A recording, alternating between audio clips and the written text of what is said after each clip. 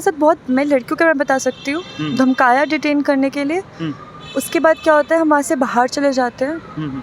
बाहर जाने के बाद खड़े उनको प्यार से बोलते हैं कि मैम आप रिस्पेक्टफुली बोलो हमें, हम बाहर निकलेंगे। आप एकदम से खींचना स्टार्ट करो, वो सही बात नहीं है। कहीं कपड़ा वपड़ा फट गया, कुछ हो गया और इतना मीडिया था आसपास, ये सही नहीं है। प्यार से बोलो। हम बाहर निकलते हैं, स्टेज पर चढ़ती हूँ, वहाँ पर लड़कियों को मारा जा रहा था, खींचा जा रहा था ज़बरदस्ती। और बल्कि हमारा कानून कहता है कि आप लड़कियों को शाम को डिटेन नहीं कर सकते हो, और आप इसे डराओ धमकाओ तो मत। तो और उसके बाद स्टेज से सिविल यूनिफॉर्म में नीचे खाकी पहना हुआ था, पुलिस के ही होंगे। अच्छा। उन लोगों ने लाते मारना स्टार्ट किया। एकदम से ना 2-3 लोग आते हैं, लाते मारना किसको स्टार्ट किया? स्टूडेंट्स को लाते मारने लग गए और स्टेज से बाहर फेंक दिया। अच्छा। और वो 5 फुट लंबा स्टेज था। अगर आप फेंक रहे हो किसी को, बहुत 5 गंभीर फीट ऊपर से फेंका जा रहा है। ऊपर फेंका, और वो बेचारे सब, इतना डर लगा सर कि अब क्या हो जाएगा। दोस्तों नमस्कार, आप सभी का स्वागत है। जैसा कि आपको पता है, एसएससी का प्रोटेस्ट 31 जुलाई को हुआ, फिर इसके बाद 24 अगस्त को हुआ। और नतीजा क्या रहा इसका, उन्हीं में मैडम भी थी, बहुत आगे भाग लिया इनने। इनसे जानने वाले हैं कि आखिरकार क्या क्या हुआ था उस दिन, सुबह से लेकर शाम तक जो मंजर रहा।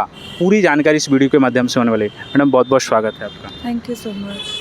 क्या नाम है मैडम, और उस दिन क्या क्या हुआ था? मेरा नाम आहाना है जी। उस दिन क्या हुआ हमें खुद को नहीं पता है, और हम अभी तक परेशान हैं कि क्या हुआ। वीडियोस देख रहे हैं कि किस तरह माहौल गर्म किया गया, और ये बहुत ही स्ट्रैटेजिकली वो किया गया। वहाँ पर स्टूडेंट्स बैठे हुए थे, वो नारे मार रहे थे। मीडिया उसको धीरे धीरे करके डिटेन करना स्टार्ट किया। मीडिया को डिटेन करने के बाद मीडिया को डिटेन किया गया उसका? हम बहुत बुरी तरह से डिटेन किया, उनका कैमरा वगैरह छीना, स्टूडेंट्स को ओपनली धमकी दी, बहुत चीज़ें बोली गई। और उसके बाद स्टेज पे दिखाई देता है कि लड़कियों पे अटैक हो रहा था और छात्रों को मारा जा रहा था। तो फिर मैं वही बता सकती हूँ जो मैंने देखा। मैं स्टेज पे चढ़ती हूँ, वहाँ पर लड़कियों को मारा जा रहा था, खींचा जा रहा था ज़बरदस्ती। और बल्कि हमारा कानून कहता है कि आप लड़कियों को शाम को डिटेन नहीं कर सकते हो, और आप इसे डराओ धमकाओ तो मत। तो और उसके बाद स्टेज से सिविल यूनिफॉर्म में नीचे खाकी पहना हुआ था, पुलिस के ही होंगे। अच्छा। उन लोगों ने लाते मारना स्टार्ट किया। एकदम से ना 2-3 लोग आते हैं, लाते मारना किसको स्टार्ट किया? स्टूडेंट्स को लाते मारने लग गए और स्टेज से बाहर फेंक दिया। अच्छा। और वो 5 फुट लंबा स्टेज था। अगर आप फेंक रहे हो किसी को, बहुत 5 फीट गंभीर ऊपर से फेंका जा रहा है। ऊपर फेंका, और वो बेचारे सब, इतना डर लगा सर कि अब क्या हो जाएगा। मतलब इतनी दहशत फैल गई थी, चीखे मार रहे थे बच्चे। अभी भी आप रामलीला में जाओगे, क्योंकि चप्पलें छूटी हुई है, कईयों के कपड़े गिरे हुए हैं। मतलब इतना कुछ वहाँ पर हुआ उस दिन कि मतलब डर गया सब लोग। उस टाइम लगा कि क्या होगा आगे, कुछ नहीं पता था। आपके साथ भी डिटेन किया गया है आपको, कि कुछ आपके साथ भी आपको मारा गया, पीटा गया, कुछ किया गया? लड़कियों के साथ बहुत, मैं लड़कियों के बारे में बता सकती हूँ, धमकाया डिटेन करने के लिए। उसके बाद क्या होता है, हम वहाँ से बाहर चले जाते हैं। बाहर जाने के बाद खड़े उनको प्यार से बोलते हैं कि मैम आप रिस्पेक्टफुली बोलो हमें, हम बाहर निकलेंगे। आप एकदम से खींचना स्टार्ट करो, वो सही बात नहीं है। कहीं कपड़ा वपड़ा फट गया, कुछ हो गया और इतना मीडिया था आसपास, ये सही नहीं है। प्यार से बोलो। हम बाहर निकलते हम बोलते कि रुक जाओ, मत खींचो। कुछ बच्चे घायल थे, गिरे हुए थे, रुक जाओ, उनको देखते तो क्या हुआ है हमारे साथियों को। हम बाहर जाते हैं, हम 30-40 लड़कियां दिल्ली की सुनसान सड़कों पे, रामलीला मैदान के बाहर, आपको पता है कैसा होता है, वहाँ पर खड़ी हुई है। वो पुलिस वाले में बोले भागो यहाँ से, 30 लड़कियां थी। तो हमने कहा कि भाई हम आपके साथ सुरक्षित महसूस कर रहे हैं, आप हमारा पुलिस है, आपके साथ नहीं रहेंगे तो कहाँ जाएंगे। अभी हमारा कैब तो होने दो, हमारा सब कुछ होने दो। कितना जल्दी नहीं हो सकता ना हमारे लिए, इतना सारा बच्चा, सबको मैनेज करना है। एक लड़की के साथ भी कुछ दुर्घटना हो जाती तो कितनी बुरी बात होती। कोई छात्र आंदोलन में नहीं आ पाता। किसी के साथ कुछ होता तो नहीं होना चाहिए, it's unethical, it's a very wrong thing. अच्छा, टीचर कितने ऐसे टीचर रहे जो आप लोगों के शाम तक पूरे लेट, जब तक ये हुआ साथ में रहे? और टीचर का जो अभी लगातार कंट्रोवर्सी चल रहा है, उसके बारे में क्या कहेंगे? देखिए, आप शाम तक साथ रहे या नहीं रहे, उससे मुझे कोई लेना देना नहीं। आप आया, आप गए। टीचर्स को रहना चाहिए था आइडियली, पर अगर नहीं रहे ठीक है। पर जब आपको पता चला वहाँ पर लाठी चली है, वहाँ पर इतना कुछ चला है, और फिर टीचर्स भी अब तो यूट्यूब पर बोल रहे हैं मैं पुलिस से बात करता, वो करता, आप लोग आ जाते। काफ़ी फीमेल टीचर्स भी है, वो लोग भी आ जाते।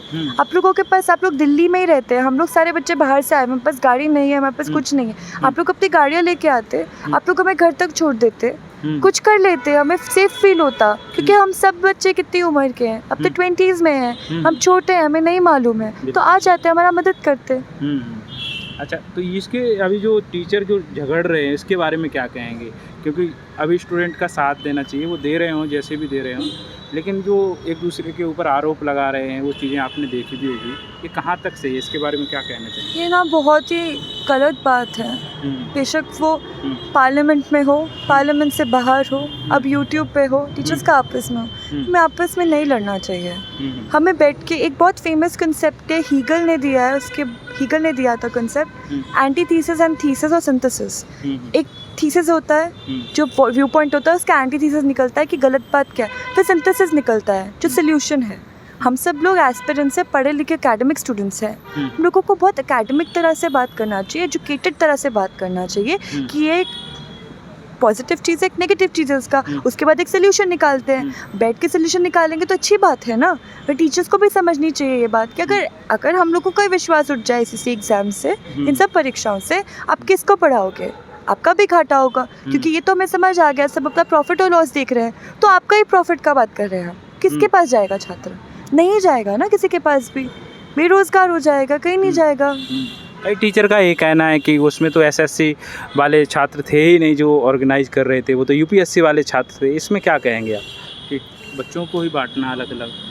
सर कुछ मतलब मैं किसी का नाम नहीं लेना चाहती, मुझे बहुत बुरा लगता है किसी टीचर का नाम लेना, पर ठीक है, फिर कुछ टीचर वहाँ पर भी ये स्टेटमेंट बोल के गया है कि हमारे देश में लोगों को धर्म के बेसिस पे बांटा जाता है, जाति के बेसिस पे बांटा जाता है, जो कि बहुत गलत बात है। मैं उनका साथ देती हूँ उन टीचर का, बहुत गलत बात बोला है, बहुत गलत बात है, ये नहीं बांटना चाहिए। एक इंसान होता है, बट साथ में ही एक छात्र भी तो एक छात्र होता है। आप फिर उसी सेम बात पे मैं बोल रहे हैं कि आप यूपीएससी के छात्र हैं, तो जो पहले आपने बोला, तो आपका फिर पॉलिटिक्स या जो आपका स्टैंड है खुद वो बहुत अपॉर्चुनिस्ट है ना, कि कभी आप खुद बोल रहे हैं कि मानना नहीं चाहिए, फिर आप छात्रों का यूनिटी तोड़ने के लिए उनको बोल रहे हैं ये वो छात्र है, ये छात्र है, जो बहुत गलत बात है। हमारा यूनिटी मत तोड़ो। बेशक कोई बच्चा कोई भी, वो छात्र है, वो 18+ है, तो उसको उतरना चाहिए सड़कों पे। 18+ से कम के लिए मैं इसलिए नहीं बोल रही हूँ, छोटा बच्चा होता है, अडल्ट नहीं होता है, उससे बड़ा आना चाहिए, अपने हक के लिए लड़ना चाहिए। कोई भी स्टूडेंट, किसी भी छात्र को कोई तकलीफ हो, हम लोगों को अपना ग्रुप हर जगह फॉर्म करना चाहिए। किसी के साथ भी कुछ गलत बात है, हम सबको साथ देना चाहिए उस छात्र का, क्योंकि हम इतना वल्नरेबल स्टेज पे होते हैं, जब हम इंस्पायर करते हैं किसी चीज़ के लिए, हमें लगता है सब गलत है, हमारा मेंटल हेल्थ ख़राब होता है, हमें आसपास दोस्त चाहिए होते हैं, लोग चाहिए होते हैं जो हमें सपोर्ट करे, सही दिशा दे। अच्छा, क्या कहना चाहेंगी अंत में उन छात्रों के लिए जो अभी आंदोलन में जो कुछ भी हुआ उसका नतीजा क्या रहा, और छात्र जो बाहर से देख रहे हैं आप लोगों को, दिल्ली में आप लोग हैं यहाँ पे, क्या कैसा इसका निष्कर्ष निकला है पूरा?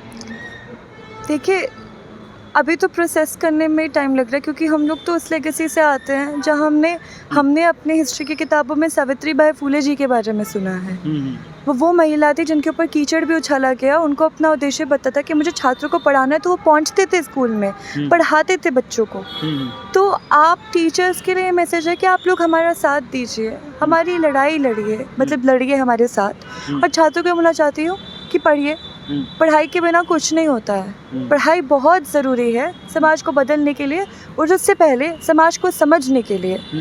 आप पढ़िए, पर अगर आप पढ़ाई करने के बाद भी जो आपके साथ गलत हो रहा है उसके लिए आवाज़ नहीं उठाते हो, तो जो आप पढ़ रहे हो उस पढ़ाई का कोई फ़ायदा नहीं है। ठीक, all the best. Thank you.